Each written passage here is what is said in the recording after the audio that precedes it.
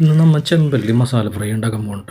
നന്നായിട്ട് കഴുകി വൃത്തിയാക്കിയിട്ട് അതിലേക്ക് ഉപ്പുമുളക് തിരുമ്മി പിടിപ്പിച്ചിട്ട് അതിൽ മഞ്ഞൾപ്പൊടി, മുളക് പൊടി, മസാലപ്പൊടി ഇതെല്ലാം ഇട്ട് നന്നായിട്ട് തിരുമ്മിയാൽ പിടിപ്പിക്കുക.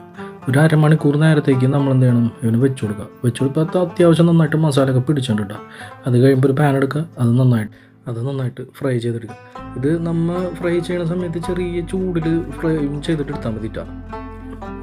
നമ്മുടെ പരിപാടി കഴിഞ്ഞിട്ടില്ല.